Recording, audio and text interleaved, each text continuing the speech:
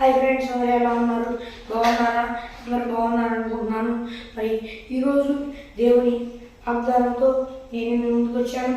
ఈరోజు దేవుని వాగ్దానము సామెతల గ్రంథము 1వ అధ్యాయము 10వ వచనం.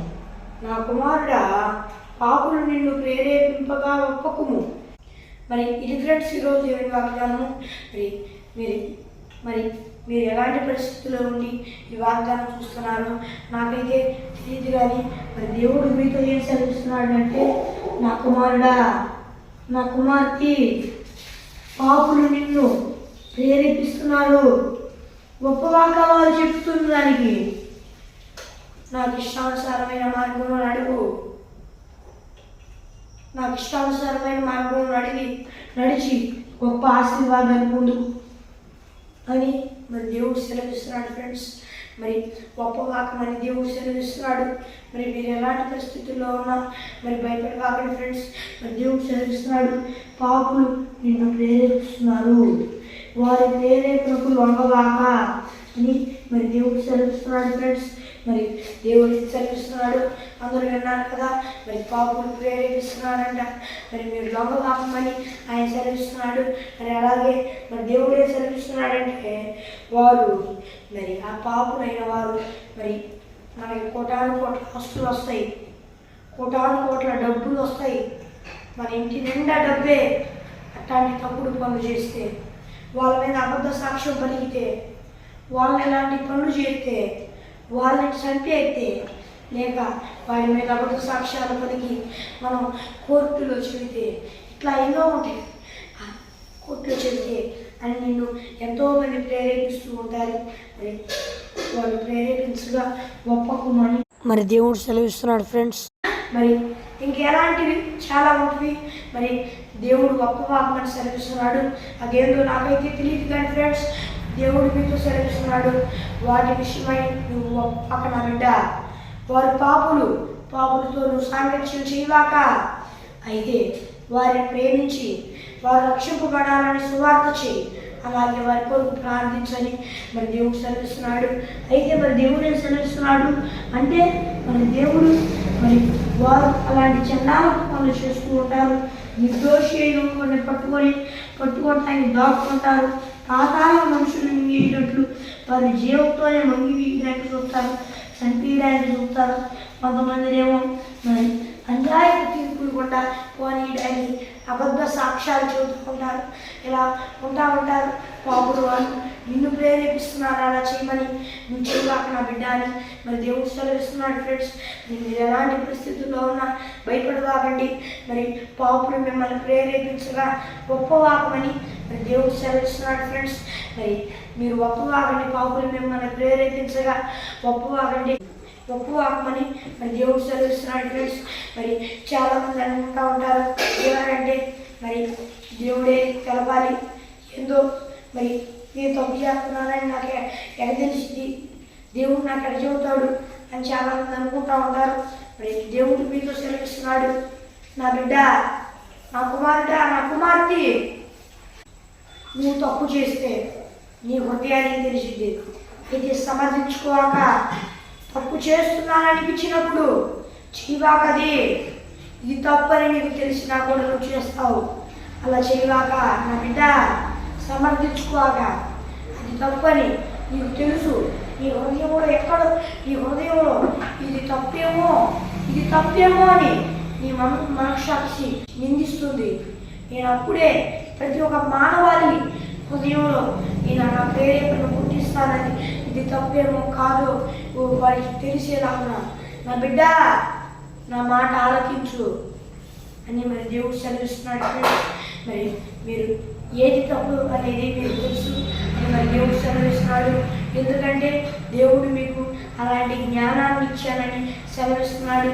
అలాగే మీరు తప్పు చేయబోతుంటే ఆయన మీతో ప్రేరేపిస్తానని కూడా సెలవిస్తున్నాడు. అది ప్రతి ఒక్క మానవుని ప్రేరేపిస్తానని సెలవిస్తున్నాడు. అయితే ఆ మానవుడు ఇది కరెక్టేలే అని చెప్పి సమర్థించుకుంటాడు, అలా సమర్థించకూడదు అని మన దేవుడు సెలవిస్తున్నాడు. మరి దేవుడు మీతో సెలవిస్తున్నాడు ఏంటంటే, నా బిడ్డ, నీకు తప్పు అని తెలుసు, కానీ నేను నువ్వు సమర్థించుకుంటున్నావు. అలా సమర్థించుకోక అది నాకు వ్యతిరేకమైంది.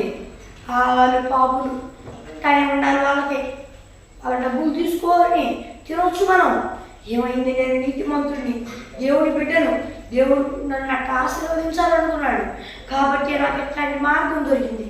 లేకపోతే దొరికిందా కమ్మగా తినాలి కానీ ఏంది తప్పు కాదులే అని అనుకుంటున్నారేమో మీరు. నాకైతే తెలియదు కానీ మరి దేవుడు మీతో సెలవిస్తున్నాడు, నా బిడ్డ అది తప్పు, నువ్వు నీతిగా బ్రతుకు, తప్పుడు మార్గాన్ని నేను తెరవరు, నిన్ను ఆశీర్వదించడం కొరకు సరైన మార్గాన్ని తెలుస్తానని ఆయన మరి సెలవిస్తున్నాడు. ఏది సరైన మార్గము, ఏది తప్పుడు మార్గము మరి మీకు తెలుసని కూడా ఆయన సెలవిస్తున్నాడు ఫ్రెండ్స్. మరి దేవుడే సెలవిస్తున్నాడు, అందరూ విన్నారు కదా. మరి దేవుడి మాట ఆలోచించాలి కదా ఫ్రెండ్స్. మరి దేవుడికి ఇష్టానుసారంగా బ్రతకండి ఫ్రెండ్స్. మరి దేవుడు సెలవించినట్లుగా మరి ఆయన సెలవించినట్లుగా మరి గొప్ప వాక్కుని ఆయన సెలవిస్తున్నాడు. అలాగే మరి వారు చాలామంది చూస్తూ ఉంటారు. మరి అలాగే దేవుడే సెలవిస్తున్నాడంటే మరి 15వ వచనంలో, నా కుమారుడా, నా కుమార్తె, నీ వారి మార్గమున పోవాక వారి మార్గము యందు నడవకుండా నీ పాదాన్ని వెనక్కి తీసుకును మరి సెలవిస్తున్నాడు. మరి ఇప్పుడు దాకా ఒక అడుగు వేసావు నా బిడ్డ, తెలిసి తెలియక అడిగేసావు, నేను క్షమిస్తున్నాను. ఇప్పటికైనా నా దగ్గరికి రా, ఆ పాదాన్ని వెనక్కి తీసి నా మార్గంలో సత్య మార్గంలో ఉండు అని మరి దేవుడు సెలవిస్తున్నాడు ఫ్రెండ్స్. ఇంకో మాట దేవుడు సెలవిస్తున్నాడు, వాళ్ళని పైన వాళ్ళై ఉండి వారు నిన్ను వేలుతూ ఇది చేస్తేనే నీకు ఇది, లేకపోతే నీ జీవితం అంతం అన్నట్లు నీకు చెబుతున్నారేమో. భయపడవాక నా బిడ్డ. మరి అలాగే మరి దేవుడు సెలవిస్తున్నాడు ఏంటంటే మరి భక్తిహీనుల రాజదండం మీ మీద ఉండదు నా బిడ్డ, భయపడవాక అని దేవుడు సెలవిస్తున్నాడు. మరి అలాగే ఇంకో మాట సెలవిస్తున్నాడు, మరి మీరు వారి పై అధికారులు అయి ఉండొచ్చేమో కానీ భయపడవాక నా బిడ్డ, నా కొరకు నీతిగా నిలబడు. ఇది పరీక్ష నేను పెడుతున్నాను, నా కొరకు నిలబడు నీతిగా, నేను వారి రాజదండం నీ మీద లేకుండా చేస్తాను. ఫస్ట్లో కొంత సమయం కష్టంగానే నీకు అనిపించేమో కానీ అంతకంటే మేలుకరమైన ఆశీర్వాదాన్ని నేను నీకు రప్పిస్తాను. వాళ్ళు నీ పై అధికారులై తప్పక చేయాలని వచ్చేమో, లేక అది చేయకపోతే ఎలాంటి ఇబ్బందికరమైన పరిస్థితులు నీకు వస్తాయని నువ్వు భయపడుతున్నావేమో. అవి రావు. ఒకవేళ అవి వచ్చినా వాటి నుండి విడిపించి ఇప్పుడున్న స్థితి కంటే ఆశీర్వాదకరమైన స్థితికి నేను తీసుకెళ్తాను అని మరి దేవుడు సెలవిస్తున్నాడు ఫ్రెండ్స్. మీరు ఎలాంటి పరిస్థితుల్లో ఉన్నా భయపడవాకండి. మరి మీరు ఎలాంటి పరిస్థితుల్లో ఉండి ఈ వాగ్దానం చూస్తున్నారు నాకైతే తెలియదు కానీ ఫ్రెండ్స్ మరి మీతో దేవుడే సెలవిస్తున్నాడు. అందరూ విన్నారు కదా. మరి పాపులు, భక్తిహీనులు మిమ్మల్ని ప్రేరేపిస్తారు, లేకపోతే మరి వాళ్ళు మీ పై అధికారులై ఉండి మరి ఇది చేయి నువ్వు అంటారు. అలాంటప్పుడు మరి మీరు ఒప్పుకోకండి. మీరు ఒకవేళ వాళ్ళు మీ పై అధికారులు అవ్వచ్చు, ఒకవేళ అది చేయకపోతే మీకు ఇబ్బందికరమైన పరిస్థితి వచ్చి మీ పని పోయే పరిస్థితి రావచ్చు అని మీరు భయపడతారేమో. మీరు ఎట్లా భయపడుతున్నారో నాకైతే తెలియదు. మరి దేవుడు మీతో సెలవిస్తున్నాడు, నా బిడ్డ భయపడవాక, నేను అద్భుతమైన కొరకు చూపించే దేవుడను, నా కొరకు నిలబడు.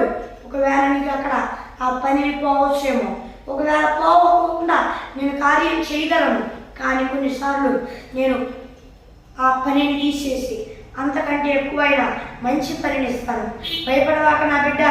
ఫస్ట్లో కష్టం రావచ్చేమో, లేక నువ్వు అనుకునే కష్టం రాకుండా అయినా నేను చేయగలను కానీ నేను ఎంతకంటే ఎక్కువగా ఆశీర్వాదం ఇవ్వాలి అనుకుంటే తప్పక అక్కడ ఆ పనిని తీసేసి ఇంకొక పనిని నీకు ఇస్తాను, ఇవ్వబోతున్నాను.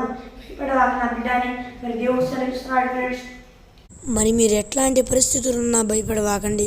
మీరు ఒక్కటే దేవునికి ఇష్టానుసారంగా బ్రతకండి. దేవుడు మీకు కృప చూపిస్తాడు.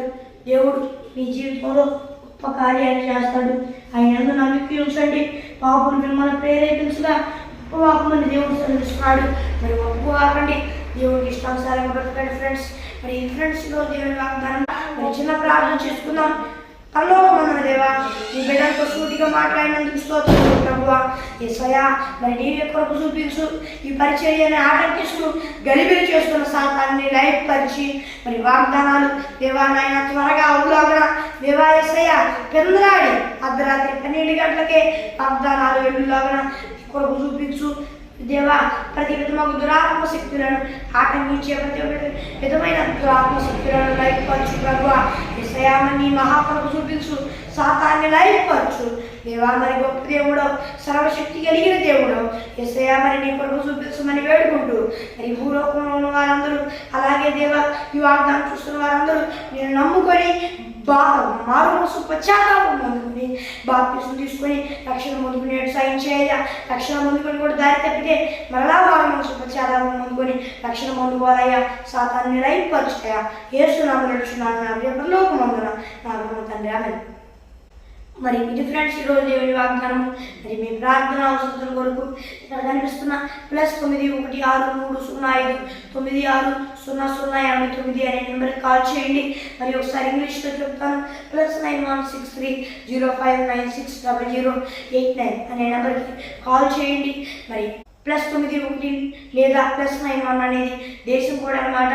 ఆ దేశం కోడ్ ఎవరు ఈ భారతదేశంలో ఉన్నవారు ఎవరు నొక్కవాకండి. మరి దాని పక్కన ఉన్న నెంబర్ని నొక్కి కాల్ చేయండి. బయట దేశాల్లో ఉన్నవారు తప్పక ఆ దేశం కోడ్ నొక్కి దాని పక్కన ఉన్న నెంబర్ని నొక్కి కాల్ చేయండి. మరి ఒక దేవుని వాగ్దానం కొలుద్దాం. అంతవరకు దేవుని కృప ఆశీస్సులు మనందరికీ తోడై నడిపించుకుందాం. ఆమె ప్రైజ్ ది లార్డ్.